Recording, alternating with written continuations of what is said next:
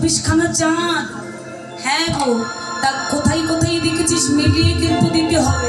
বলছে হ্যাঁ আমি পারবো।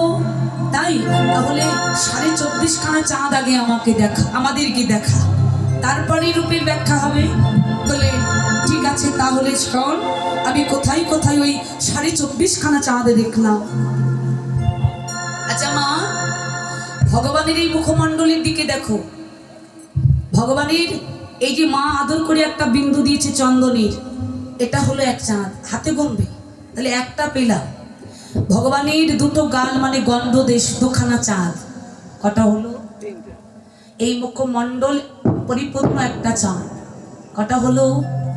4টা পেয়ে গেলাম। বাকি আছে 21.5খানা, তাই না? তাহলে কোথায় আছে আর ওই 21.5খানা চাঁদ? বলে তাহলে শোনো, 10 চাঁদ নাচে গায় মুরলীর রন্ধে। ওই 10 চাঁদ নাচে গাই মুরলীর রন্ধে। 10 চাঁদ নাচে গায় মুরলীর রন্ধে। 10 চাঁদ নাচে গায় মুরলীর সাথে। আরো 10 চাঁদ দেখি গোবিন্দের চরণার বিন্দে।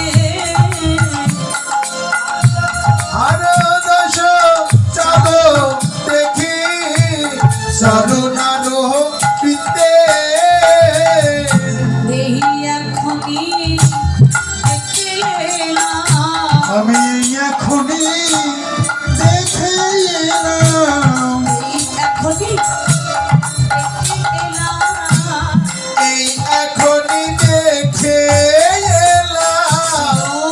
যমুনার কুলে গিয়ে এই এখনই দেখে এলাম।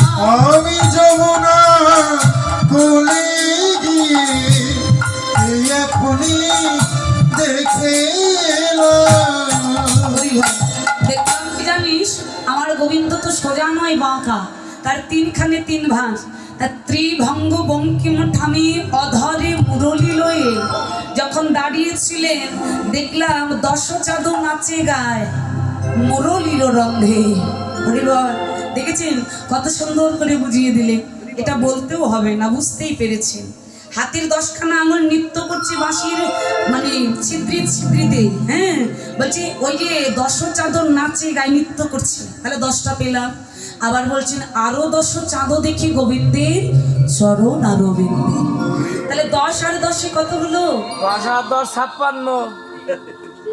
রাত্রিবেলা ঘুম জেগেছে তাই ভুলভাল লিখছি। না না, আমার স্কুল কি জানো? কোন স্কুলে? কোন স্কুলে পড়েছে ওটা আর বলতে হবে না, আমরা বুঝতেই পেরেছি। গার্লস স্কুলে পড়েছে। ওই জন্য এই সমস্যা। আচ্ছা, 4টে চাঁদ দিয়েছিলাম তখন, এখন পেলাম 20খানা, কত হলো? 24। আর বাকি রইল অর্ধচন্দ্র। অর্ধচন্দ্রটা কোথায় দেখেছিস শুনবি? অষ্টমীর চাঁদ দেখি ললাটের উপরে গো। আর অষ্টমীর চাঁদ দেখি ললাটের উপরে। অষ্টমী চাঁদ দেখলি মানে? আচ্ছা মায়েরা বলো তো, একটা চাঁদ কত দিনে 16 কালাই পরিপূর্ণ হয়? 6 মাস। কি বললে? কি গো, একটা চাঁদ থাকে 1 মাস আকাশে। হ্যাঁ বললাম 15 দিন, তাই না? মানে হাফ। তাহলে 15 দিন যদি আকাশে পরিপূর্ণতা পেয়ে যায়, তাহলে ওই মানে মাঝখান থেকে অর্ধেক করুন, কত হবে? কত দিন? 7.5 দিন, তাই না? 7.5 একটু ঠেলে দিন, মানে একটু হালকা বেশি করে দিন। ওই 7.5 নয় 8, মানে অষ্টমীর চাঁদ যেহেতু বলেছে 8 দিনের চাঁদ, একটুখানি একটু বেশি হবে, তাই না? তাহলে অষ্টমীর চাঁদ অর্ধচন্দ্র, সেটা কোথায়? বলে গোবিন্দের দেখবি চূড়ার পাশে একটা অর্ধচন্দ্র, মানে কপালের উপরে। আচ্ছা বাবা, এখানে একটা প্রশ্ন আসে না যে চাঁদ পরিপূর্ণ হতে গেলে আরো অর্ধেকের দরকার, মানে 24.5 কেন, 25খানা চাঁদ হবে, তাই না? এটা যদি অর্ধেক কপালে থাকে, আর অর্ধেক কার কাছে গেল? তোর বাবার কাছে। ও, তাই তাই বল, হরি বল। সত্যি বাবা, কথাটা ঠিকই বলেছি।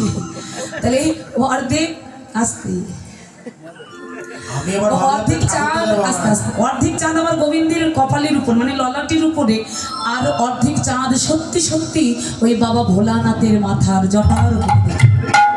হ্যাঁ, শুধু বাবা বলেছে তো, তা আমি আমার ভাবলাম কার বাবার নাম বললো, ওর বাবা কিনা। সবার বলতে পারতে সবার বাবা, তাহলে ঠিক ছিল। আসতে তাহলে 24.5 খানা নয়, আমরা 25 খানা চাঁদের তত্ত্বটা খুঁজে পেলাম। এইবার মা সখীগণ বলছে, দাঁড়া দাঁড়া, তো চাঁদ কি শুধু দেখলি, আর কিছু দেখলি না? হ্যাঁ গো, আরো দেখলাম কি, চোরাহি চারো শিখণ্ডিত মণ্ডিত গো, চোরাহি সারো শিখণ্ডিত মুখড়ি, চোরাহি চারো শিখণ্ডিত মণ্ডিত, চোরাহি সারো শিখণ্ডিত মণ্ডিত, মধুকর মালতীর মা, আরে মধুকর মালতীর মা, মধুকর মালতীর মা। ওকে হারে মধুকর মালতীর মা। কি দেখলি? দেখলাম গোবিন্দের চূড়াহি চারো শ্রীখণ্ডিত মণ্ডিত। দেখলাম গোবিন্দের মানে মাথায় মা যশোমতী যত্ন করে ধরা চূড়া বেঁধে দিয়েছে, তার ভেতরে দেখলাম শ্রীখণ্ড। শ্রীখণ্ড মানে কি মা? ময়ূরের পাখা। হ্যাঁ, আজকে ময়ূরের পাখায় হেলিদুলি বিহার করছে। আর ওই ওই যে চূড়া, চূড়া আর চরণের নূপুর মানে গোবিন্দের চরণের নূপুর, দুইজনাতে একটু গন্ডগোল বেঁধে গেছে। মানে এক জায়গায় থাকলে যা হয়। হ্যাঁ, এবার একটু তর্ক বিতর্ক, গোল বেঁধে গেল। কি গোল?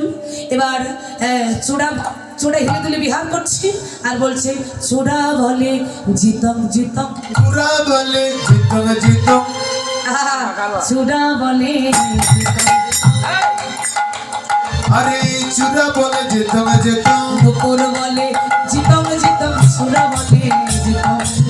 নূপুর বলে জিতং জিতং, চূড়া বলে জিতং জিতং। আস্তে আস্তে আস্তে। হ্যাঁ, চূড়া বলছে জিতম জিতম মানে আমি জয়ী, হ্যাঁ আমি বড়, মানে গর্ব হচ্ছে। এখন চূড়া বলছে আমি বড়, নূপুর বলছে আমি বড়। দাঁড়াও দাঁড়াও দাঁড়াও দাঁড়াও, কে ছোট আর কে বড় ওটা বিচার হবে, কিন্তু তোমাদের এত অহংকার কোথা থেকে এলো?